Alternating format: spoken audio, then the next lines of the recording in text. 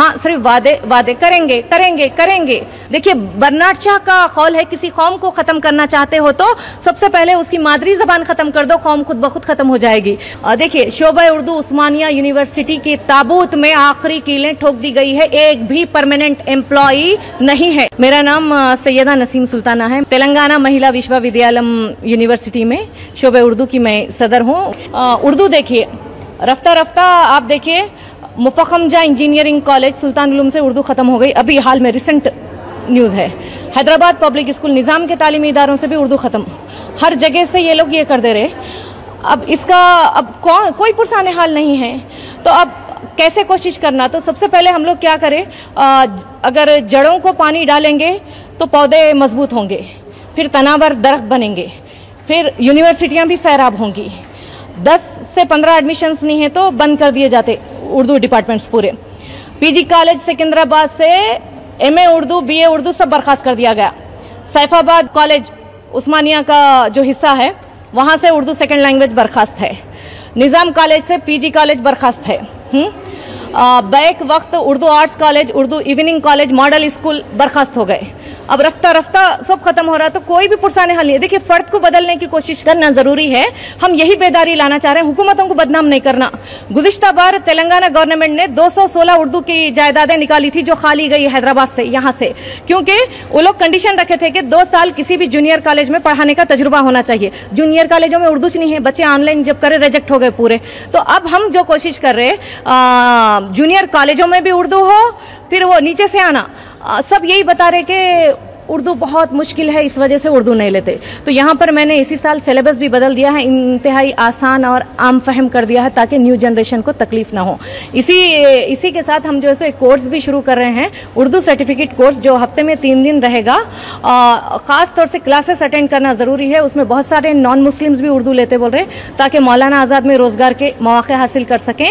इसके अलावा उसमें खुसूसी तदरीस की तरबियत दी जाएंगी, खास तौर से टीचिंग। अब मैं शख्सी तौर पे दौरे करी मुख्तलिफ स्कूलों के, जूनियर कॉलेजों के, तो वहाँ के इंतजामिया बता रहे हैं पीएचडी है मगर एप्लीकेशन लिखने नहीं आता। मैडम, आप हमारे को प्रोवाइड करिए, टीचर्स दीजिए। तो अब टीचर्स कहाँ से लाएंगे? हमारे पास ना उर्दू टीचर्स है, ना उर्दू डिजाइनर्स है। रफ्ता रफ्ता उर्दू का बिल्कुल भी खाली बोलचाल के हद तक रह गया, मगर उसको हक नहीं देंगे जायज कुछ भी। पूरी फिल्म इंडस्ट्री उर्दू के कंधों पे टिकी है। कोई एडवर्टाइजमेंट, कोई इश्तेहार, कोई डायलॉग, कोई सीरियल उर्दू के बगैर मुकम्मल नहीं होता, मगर खाली जो है सो उर्दू का हक नहीं देंगे, कुछ भी इस्तेमाल करेंगे, बोलेंगे, मगर नहीं। तो अब से बहुत सारी तब्दीलियां सिलेबसों में लाना है, पूरा सिर्फ मजहबी भर दिया गया है। तो अदबी हिसाब से भी चेंज करना है और आसान और आम फहम बनाना है। इसके लिए अब हुकूमत को चाहिए ये तमाम। देखिए, शोबा उर्दू उस्मानिया यूनिवर्सिटी के ताबूत में आखिरी कीलें ठोक दी गई है, एक भी परमानेंट एम्प्लॉई नहीं है। उस्मानिया यूनिवर्सिटी की बुनियाद उर्दू के कंधों पर रखी गई थी। हुकूमतें बिल्कुल भी तवज्जो नहीं दे रही है। हायर अथॉरिटीज, आला हुक्काम से भी हमने कई बार रिप्रेजेंटेशन दिया, मगर नहीं। तो अब वहां पर नहीं है, सिर्फ 2-3 पार्ट टाइम टीचर्स है। क्या पार्ट टाइम टीचर्स पूरे स्टेट को संभालेंगे उर्दू? बताइए।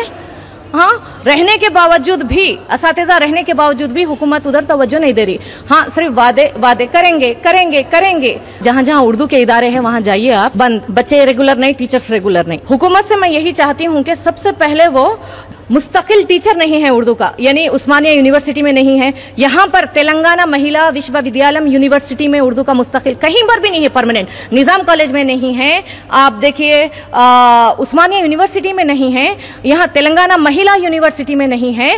तो आप यहाँ पर सबसे पहले रिक्रूटमेंट करना, कोई जिम्मेदार है तो उनकी निगरानी में आप दीजिए, फिर हम काम करेंगे। कैसा करेंगे आप देखिए। अब फिलवक्त हम जो काम कर रहे हैं वो 0 बजट पे कर रहे हैं। हुकूमत का अगर ताउन हो जाएगा तो फिर हमेशा की शिकायत खत्म हो जाएगी। और मैं वालिदैन, तलबा, औलिया तलबा, अवाम से मैं यही चाहती हूं कि आप हुकूमतों को बदनाम मत कीजिए। जितने भी दानिश्वर है वो फर्द को बदलने की कोशिश करें, तमाम समाज को बदलने की कोशिश नहीं करे।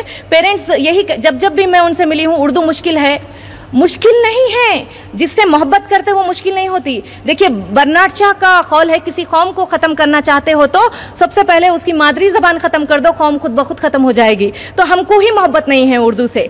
वालिदैन बोलते कि नहीं घर में बोलते ना, अरे सरकारी तौर पे हक दीजिए उर्दू का। घर में बोलना अलग बात है, घर में जो बोली जाती है वो बोली है, हम जो पढ़ते हैं वो अदब है, लिटरेचर है। आप फिर हम हुकूक हमारे कैसे मनवाएंगे बोलिए, उर्दू की असामियां कैसे आएंगी, उर्दू का रोजगार कैसे मिलेगा। तो हर कोई सरकारी तौर पे यहाँ उसूल है। ये देखिए first language, state first language Telugu है तो सेकंड लैंग्वेज उर्दू है, तो वो तो हक अदा करिए ना। कम से कम एक मजमून पढ़ने में क्या परेशानी है, क्या दिक्कत है? अगर मुश्किल है तो आसानियां पैदा करेंगे, सिलेबस आसान बनाएंगे, उर्दू टीचर्स रखिए, उर्दू सिखाइए। रमजान बोले तो हलीम याद आती, और हलीम बोले तो याद आता है हैदराबाद। आप कहीं से भी हो, आपका रिलीजन कोई भी हो, आपको अगर हलीम खाना है तो हैदराबाद आना है, पिस्ताश की हलीम खाना है। हलीम की लगाने की वजह यह है, नुमाइश में जो है अमेरिका और लंदन, जर्मनी, जितने भी जो बाहर के यूरोपियन कंट्रीज के लोग हैं, क्योंकि सर्दी बहुत ज्यादा होती है तो सर्दी के अंदर छुट्टी लेके यहाँ पर आते इंडिया को। जी हाँ। तो हलीम चाहिए था तो हलीम हम शुरू कर दी।